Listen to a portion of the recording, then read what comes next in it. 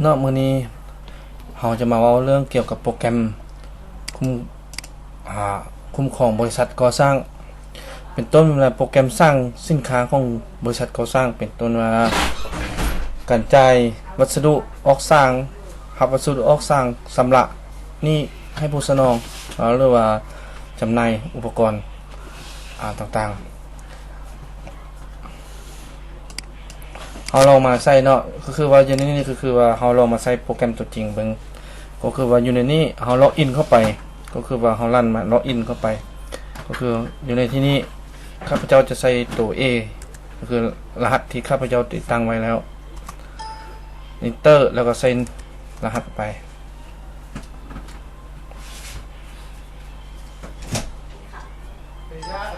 จะปรากฏหน้าต่างโปรแกรมขึ้นมาเนาะเป็นต้นระบบก็คือจะมีข้อมูลสำนักงานการตั้งเวลาการเฮ็ดเวียกอัตราแลกเปลี่ยนและรายการพนักงานรายการแผนกแล้วก็ประเภทแล้วก็รายการจ่ายรายการสนามโดยการติดตั้งและผู้สนองและการติดตั้งระบบวัตถุก็คือว่าหมวดวัตถุรายการวัตถุจำนวนวัตถุใบสั่งซื้อกับใบสั่งซื้อวัตถุรายการสั่งซื้อแล้วก็มีใบนำส่งวัตถุรับวัตถุสำหรับนิพพานองและจ่ายระบบไปอย่างสนามอันนี้ก็เป็นระบบรายงานเป็นต้นรายงานสร้างรวมสร้างวัตถุรายงานสั่งซื้อรายงานรับวัตถุรายงานตามผู้สนองและกดรายการรับวัตถุคืนแล้วก็ในที่นี้เราลองมาเพิ่มหมวดสินค้าเบื้องก่อนเพิ่มหมวดที่1เดี๋ยวนี้ยกตัวอย่างข้าพเจ้าเพิ่มมาหมวดเล็กเส้นนะข้าพเจ้าก็เลยบันทึกลงไปก็จะมีเนาะมันจะกดแสดงถ้าว่าเราจะแก้ไขเราก็พิมพ์ที่นี้ในที่นี้มาเพิ่มปุ๊บมาเลือกหมวดคือหมวดวัตถุที่เราเพิ่มเข้าไปเมื่อกี้นี้รหัสบาร์โค้ดหรือว่ารหัสวัตถุมันจะมาเองเนาะคือเล็กเส้น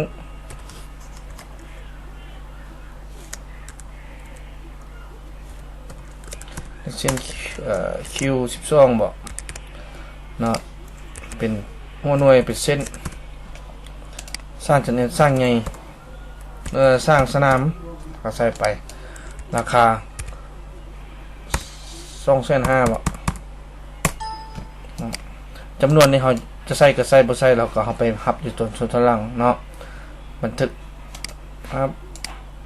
ถ้าเขาจะเพิ่มใหม่เขาก็เพิ่มถ้าว่าเราไม่อยากเพิ่มเราก็ปิดออกเราก็เอิ้นคืนเบิ่งรายการสินค้าอยู่ในนี้รายการสินค้าก็คือว่าถ้าเป็นสีแดงก็หมายถึงว่าจำนวนเรายังบ่ได้รับเขาสร้างเถื่อเนาะมาในที่นี้เราก็มารับรายการรับวัตถุเขาสร้างเนี่ยก็คือเอาให้เขาสร้างตามเราก็มาเลือกเลขเส้นที่เราจำนวนนั้นเราก็ขี่ไปขี่ไปสมมุติว่า12มันจะเซฟให้ออโต้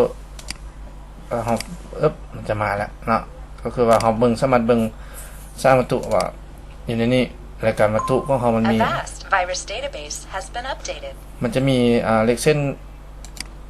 คือเราหับไป12อันรายการ2,500,000 12อันก็เป็น3ล้านเนาะเรามาสามารถเบิ่งรายการวัตถุของเรามันก็มี12กันเราก็สามารถพิมพ์เบิ่งข้อมูลได้เนาะสร้างรวมต่างๆเลขเส้นมันจะแบ่งไปตามประเภทบางทีเราได้เก็บรายการวัตถุหันบัดนี้เราออกใบสั่งซื้อก็คือเราออกมาเราก็เลือกพนักงานผู้สนองเลือกพนักงานแล้วก็เลือกผู้สนองเนาะแล้วก็เลือกรายการเลขเส้นเราจังซื้อเท่าใด12เราก็คีย์ใส่นะเมื่อกี้นี้เราครับ15แต่ว่าเราบันทึกลงราคามันก็จะไล่เราเนาะเป็นเงินบ้านเงินดอลลาร์เราก็บันทึกปุ๊บเราสามารถพิมพ์ไปสั่งซื้อได้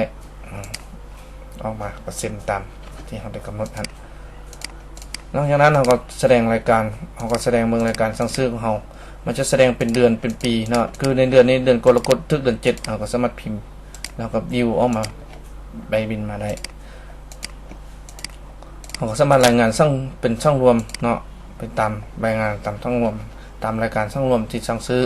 เราสามารถรายงานเป็นเดือนเป็นไตรมาสเป็น6เดือนเป็นปีเราสามารถรายงานได้ วันนี้เรามาส่งวัตถุก็คือเขาจะส่งเอาจะไปสั่งซื้อแล้วเขาจะส่งวัตถุเข้าสร้างของเราเป็นต้นว่าเขาจะเข้าตัวใดเขาก็เลือกเอาเนาะเลือกผู้สนองเรื่องนั้นแล้วก็บันทึกปึ๊บนะมันจะบันเสร็จปึ๊บมันก็สามารถออกมาเนี่ยสามารถนำวัตถุเข้าไปได้แล้วหลังจากนั้นเขาก็มาหับวัตถุก็คือว่าเขาจะหับวัตถุปึ๊บวัตถุจากหาไหนตัวที่เขาซื้อไปเนี่ยผู้อนุมัติคือยัง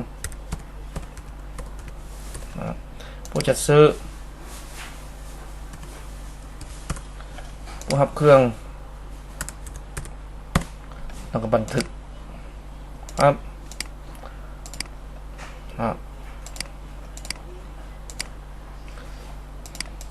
ก็คือว่าเขาสั่งซื้อเมื่อกี้นี่มันจะเพิ่มขึ้นเลยเนาะก็คือเขาสั่งซื้อ12มันจะเพิ่มเขาสร้างเขาเป็น24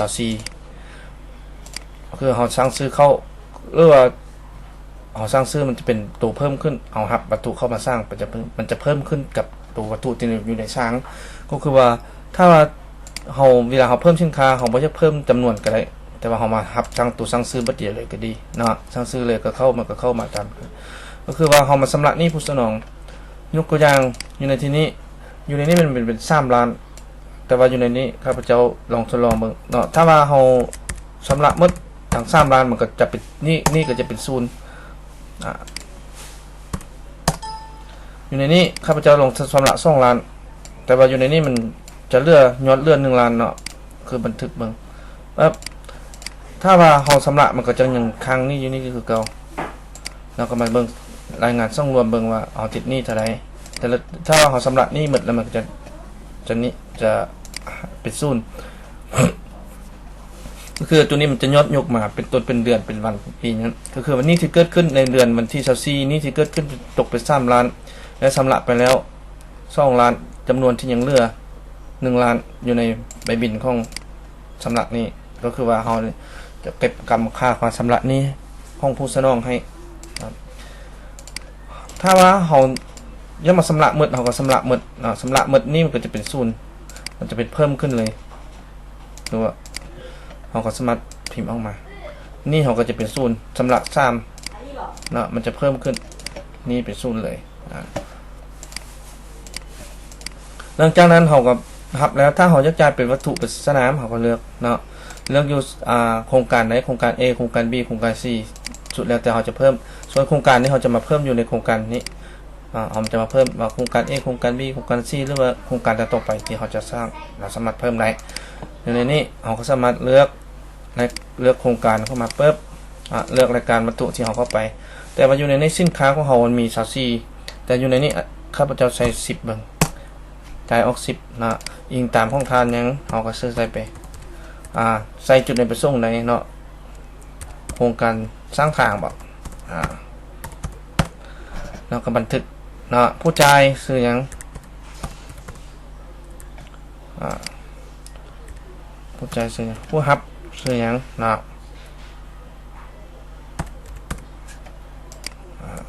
เขาก็ใส่ซื้อไปแล้วก็บันทึกมันก็จะออกมาไปบินจ่ายวัตถุโครงการยัง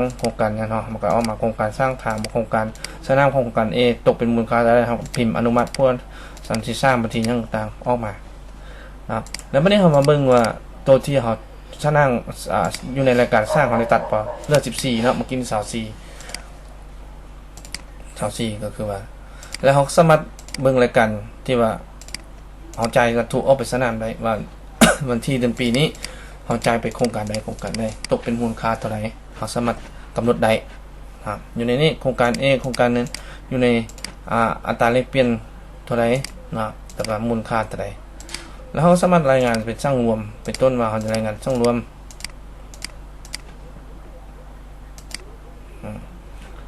เขาสามารถรายงานช่างรวมผู้ใดเป็นอนุมัติเล็กเส้นเท่าไหร่รหัสเครื่องเท่าไหร่จำนวนเท่าไหร่เส้นเท่าไหร่หัวหน่วยราคาเท่าไหร่และรวมทั้งหมดเป็นเท่าไหร่สกุลเงินบาทสกุลเงินเป็นเงินบาทเงินคิดเงินดอลลาร์โครงการเส้นทางยังโครงการยังผู้ใดอนุมัติผู้ใดรับผู้ใดจ่ายรวมทุกค่าในนี้เขาสามารถรายงานตามโครงการได้นะเราจะโครงการยังสามารถเลือกรายงานได้ปกติ อยู่นี่เขาก็สามารถรายงานสร้างวัตถุหรือว่ารายงานหยังเป็นต้นว่าสำรวมสร้างวัตถุเขาเลือกเท่าไหร่นะรายงานตามใบสั่งซื้อเขาสามารถรายงานได้เป็นเดือนเป็นวันเป็นไตรมาสเป็นอย่างต่างๆครับอย่างนี้ระบบตัวนี้ก็คือว่ามันจะเป็นระบบที่ว่ารับใช้การก่อบริษัทก่อสร้างเนาะบ่ว่าจะเป็นบริษัทก่อสร้างหรือว่าเป็นต้นว่าโครงการพัฒนาหรือว่าโครงการสร้างตัวนี้มันสามารถใช้เป็นระบบออนไลน์ได้นะถ้าผู้ใดสนใจก็ติดต่อมาทางเรา software.asia แล้วก็ซื้อเบอร์โทรก็5517470นะ